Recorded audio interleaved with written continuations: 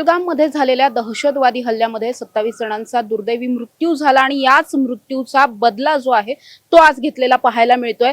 ज्या ज्या स्त्रियांचं कुंकू यामध्ये पुसलं गेलं त्यांचाच बदला घेण्यासाठी, त्यांना कुठेतरी न्याय देण्यासाठी भारताच्या वतीने आज ऑपरेशन सिंदूर राबवण्यात आलं। आणि त्यानंतर आता माझ्याबरोबर पुण्यातले जे संतोष जगदाळे होते, जे या सगळ्यामध्ये त्यांचा सुद्धा दुर्दैवी मृत्यू झाला, त्यांचे कुटुंबीय आहेत। काकू, काय सांगाल, न्याय मिळाला असं वाटतं आता? हो, आम्हाला मोदी सरकारकडून म्हणजे ज्या दहशतवाद्यांनी आम्हाला मोदी को जाके बताओ, मोदी को जाके बताओ, तर आम्ही मोदी सरांना जो मेसेज पाठवला तर त्यांनी त्याचं प्रत्युत्तर म्हणून हा जो काल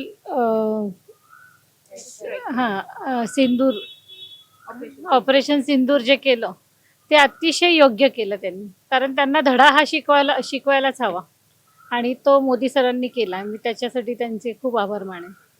आणि मला आता असं वाटतं की थोड्या प्रमाणात का होईना आम्हाला न्याय मिळाला, पण माझी अशी स्वतःची इच्छा आहे की दहशतवाद हा मुळापासूनच मोदी सरांनी संपवावा, म्हणजे आपण सुरक्षित राहू सगळेजण। सामान्य नागरिक कुठेही जाताना, बाहेर जाताना, धार्मिक स्थळी जाताना, पर्यटन स्थळी जाताना सुरक्षित राहू, जर मोदी सरांनी हा दहशतवाद मुळापासूनच नष्ट केला तर। हे जे नाव ठेवलं गेलं, हे नाव किती महत्वाचं वाटतं, ऑपरेशन सिंदूर? कारण तुमच्यासारख्या अनेक महिलांचं कुंकू यामध्ये कुठेतरी धुक्यात आलं होतं, पुसलं गेलं होतं। आम्ही इकडनं पहलगामला गेलो तेव्हा मी सौ प्रगती जगदाळे होते आणि तिथल्या दहशतवाद्यांनी माझं कुंकू माझ्या डोळ्यासमोर पाडलं, तिथे रक्ताच्या थारोळ्यात गेलं। त्यानंतर आज मी फक्त ही साधी टिकली, जी माझ्या मिस्टरांना मी अजिबात कपाळ उघडं ठेवलेलं आवडायची नाही, कारण मी हिंदू आहे, तर ते त्यांना कधीच आवडलं नाही। कुठले मी जीन्स घालू किंवा काय घालू, कधीही मी बिना टिकलीची राहिली नाही। आज त्या दहशतवाद्यांनी भ्याड हल्ला करून नीचपणानं आमचं कुंकू पुसलं, तर ते मोदी सरांना कुठेतरी ते जाणवलंय की ते जे म्हणतात की ह्या माझ्या मुली आहेत, आपल्या मुलींचं कुंकू पुसलं गेलं याचं दुःख त्यांनाही खूप झालं, म्हणून त्यांनी हे ऑपरेशन सिंदूर असं नाव ठेवलं। तर ते अतिशय योग्य आहे। मी ते आज सकाळी जेव्हा ते ऑपरेशन सिंदूर नाव पाहिलं तेव्हा डोळ्यात पाणी आलं की ते सिंदूरची डबी आणि एक खाली सांडले, ते सांडलेलं कुंकू आमचं आहे। त्यांना ते जाणवलं आणि म्हणून त्यांनी ते ऑपरेशन सिंदूर असं नाव ठेवलं।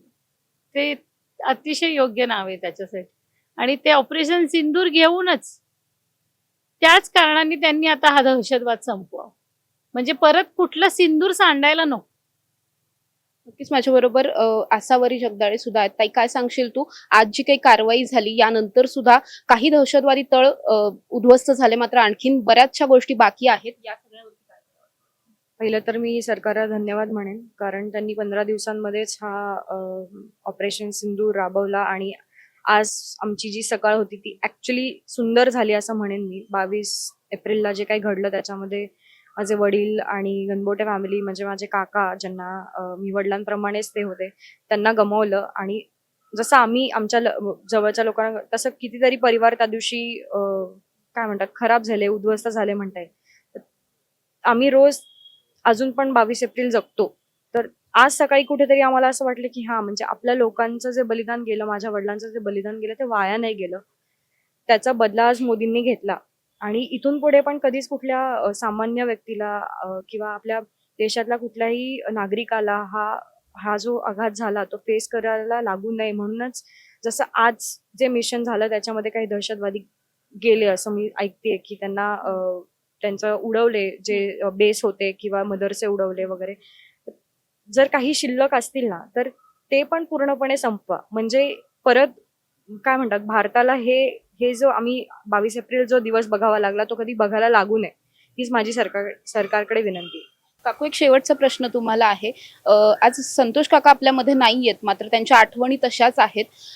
त्यांच्यासाठी काही एखादा, ते कुठून जिथे कुठे असतील तिथे आपल्याला ऐकत असतील, पाहत असतील, त्यांनाही आज कुठेतरी बरं वाटलं असेल या ऑपरेशन सिंदूरच्या माध्यमातून, तुम्ही त्यांना काही सांगू इच्छिता? मी त्यांना सांगेल की अहो, आपल्याला न्याय मिळाला आणि तुम्ही आता जिथे असाल तिथे शांत राहा, म्हणजे त्यांच्या आत्म्याला तिथे शांती मिळेल। नक्कीच माझ्याबरोबर जगदाळे कुटुंबीय होते आणि जसं त्यांनी सांगितलं की आज कुठेतरी एक 22 एप्रिल नंतरची एक सुंदर सकाळ आज झाली, कारण आज कुठेतरी न्याय मिळाल्याची भावना आहे. आक्रोश जो होता, संताप जो होता तो कुठेतरी कमी झालाय. मात्र इतकंच करून चालणार नाहीये, तर जे जे आणखी तळ असतील किंवा पाकिस्तानात लपलेले बाहेरून ऑपरेट करणारे जे कुठले दहशतवादी आहेत, या दहशतवाद्यांचं समूळ नष्ट करण्यासाठी आता भारताने काम करण्याची गरज आहे, असं देखील त्या सांगताना पाहायला मिळत आहे. कॅमेरा पर्सन निलेश सह समृद्धी जाधव, टॉप न्यूज मराठी, पुणे. साठे स्कूल प्री प्रायमरी पासूनच करून घेतं फाउंडेशन पक्क करण्याची तयारी. म्हणूनच साठे शिक्षण समूहाच्या कित्येक विद्यार्थ्यांनी घेतलीये करिअर मध्ये उंच भरारी. 2025-26 या शैक्षणिक वर्षाकरिता आपल्या पाल्याचा आजच प्रवेश घ्या.